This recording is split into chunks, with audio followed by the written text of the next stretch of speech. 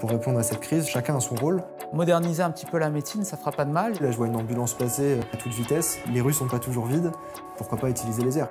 On est sur quelque chose de futuriste, mais on est sur un besoin qui pourrait déjà soulager le corps hospitalier et les transferts.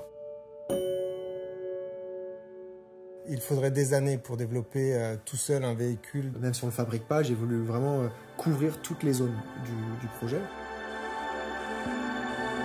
Qui mieux que Dassault Systèmes pouvait m'aider sur la partie 3D? C'était mon rôle d'aller chercher les bons experts chez nous afin de l'aider sur nos solutions. J'ai réussi à faire en sorte qu'il ait les bons rôles, les bonnes applications, qu'il puisse se connecter à la 3D Experience Platform pour commencer la modélisation de son projet.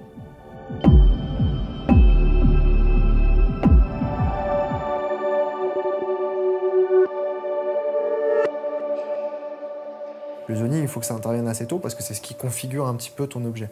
Dès que tu fais un objet un peu complexe, il faut délimiter des zones d'encombrement. J'ai défini des zones pour les roues, des zones pour le bloc moteur, pour le bras, pour le mécanisme d'ouverture, et ça me permet déjà d'envisager les points de fixation, les zones de charge, etc.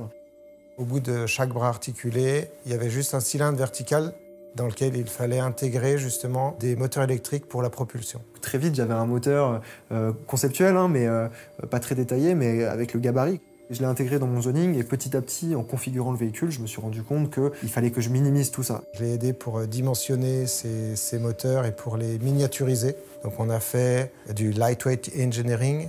L'objectif, c'est d'améliorer le ratio poids-puissance en utilisant par exemple des matériaux composites, de la fibre de carbone, en travaillant sur les matériaux pour permettre à l'engin de décoller et de voler. Au bout d'un moment, j'étais bloqué sur une thématique, celle des bras.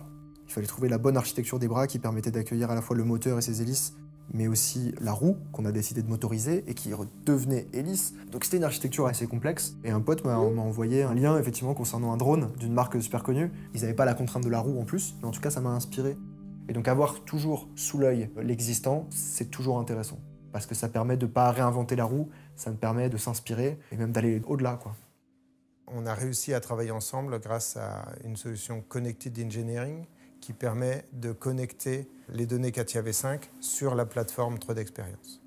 Sur la communauté mise en place pour le projet de Tony, tous les acteurs, quels qu'ils soient, ont pu suivre en temps réel l'évolution du projet, y apporter leur contribution. Et derrière, on a pu tous ensemble interagir, partager des premières esquisses, partager des documents et avancer ensemble dans ce sens. Une fois qu'on a les grandes lignes et la structure, on peut commencer à travailler les surfaces autour de notre véhicule. Ce que je fais, c'est que je travaille déjà en 3D. Tu vois tes courbes, vraiment prendre l'espace quoi, et le volume. On m'a souvent évoqué la forme d'abeille de la cabine que j'étais en train de dessiner.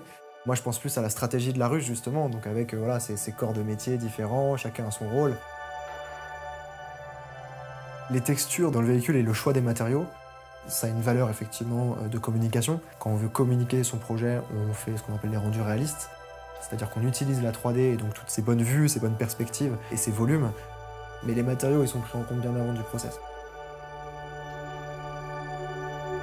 Aujourd'hui, quand on va chez un client, on veut lui montrer des choses, etc. Bon, bah, généralement, il faut que cette personne-là soit équipée en 3D. Bon, là, tout se fait sur Internet, tout se fait sur le cloud. One single place where you have all the data and we can actually exchange information from one person to the next wherever we are on the planet. So that's great. Donc, dans un endroit où on n'a plus le droit de se déplacer, etc., le cloud, c'est magique. Alors, grosse journée. L'ambulance volante, c'est sur la bonne voie. Je pense que le design est quasiment figé. Maintenant, je croise les doigts. Et j'espère que ça va voler.